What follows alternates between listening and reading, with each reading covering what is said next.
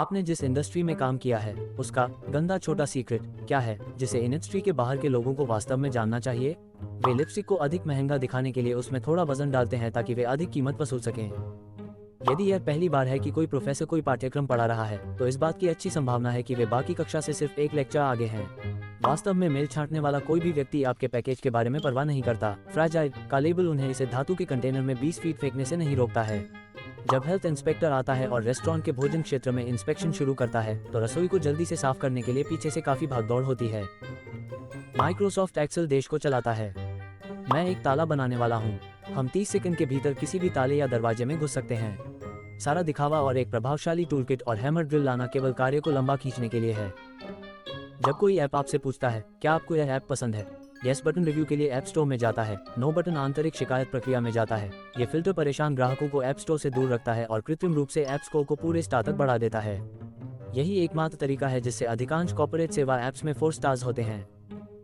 एक बहुत ही लोकप्रिय स्थानीय बेकरी जहां मैं काम करता था ने विज्ञापन दिया था कि हमारे सभी पके हुए सामान घर के बने होते हैं, जबकि ऐसा नहीं था। वे सभी सिस्को नामक कंपनी से आए थे और चादरों पर जमे हुए थे।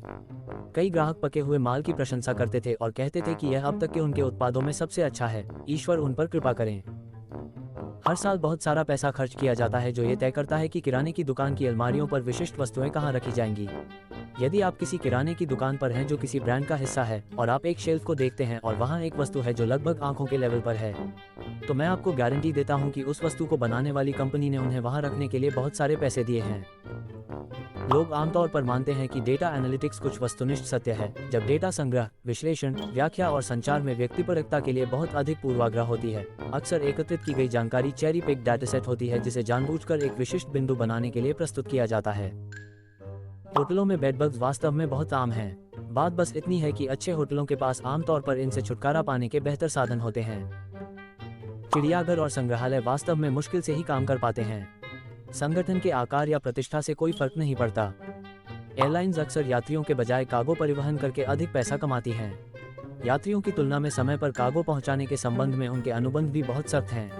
यदि किसी विमान में अधिक वजन है तो वे आमतौर पर कार्गो हटाने से पहले यात्रियों को हटा देंगे। अपने सभी नए कपड़े धो लें। उनमें से बहुत अधिक प्रतिशत दूसरों द्वारा पहने गए और वापस कर दिए गए हैं। होटल मेहमानों के बीच बिस्तर पर लगे रजाई को तब तक नहीं बदलते जब तक उस पर कोई ध्यान देने योग्य दाग न हो। यदि चेकआउट के समय तकिए को बिस्तर के बजाय कुर्सी पर रखा जाता है तो हाउसकीपिंग यह मान लेती है कि उनका उपयोग नहीं किया गया था और तकिए के कवर को बदले बिना उन्हें वापस बिस्तर पर रख दिया जाता है। ये सब हाउसकीपिंग में कोनों को काटने के कारण है, क्योंकि हाउसकीपर्स प्रत्येक कमरे के लिए सख्त टाइमर के अधीन हैं और उनके पास हर रोज साफ करने के लिए कमरों की एक बड़ी संख्या है। मैंने अमेरिका में एक प्रमुख आभूषण कंपनी में काम किया। जब हम आभूषण खरीदना चाहते थे तो हमने उत्पाद बनाने के लिए लगने वाली कीमत के अलावा 10% का भुगतान किया। इसलिए मैंने $950 की हीरे की बालियों की एक जोड़ी के लिए केवल $115 का भुगतान किया। बहुत सारा मांस जो फर्श पर गिर जाता है वैसे भी पैक हो जाता है।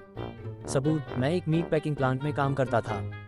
भर्तीकर्ताओं का एक उच्च प्रतिशत बायोडेटा देखने में केवल 10 सेकंड खर्च करता है। जो गुलाब आप वैलेंटाइंस डे पर खरीदते हैं उनकी कटाई क्रिसमस के आसपास की गई थी। गुलाब खरीदने के लिए ये साल का सबसे खराब समय है, और मेरा मतलब यह नहीं है क्योंकि वे अधिक महंगे हैं। वे सबसे खराब गुणवत्ता वाले भी हैं क्योंकि फसल और उपयोग के बीच वर्ष के किसी भी अन्य समय की तुलना में अधिक समय लगता है। मैं पीनट बटर की एक फैक्ट्री में काम करता था। हमने बहुत सस्ते से लेकर बेहद महंगे तक लगभग 25 से 30 अलग अलग स्टोर ब्रांड का उत्पादन किया, लेकिन हमारे पास कुल मिलाकर केवल 3 रेसिपीज थी: चंकी, नॉन चंकी और नो एडिटिव्स।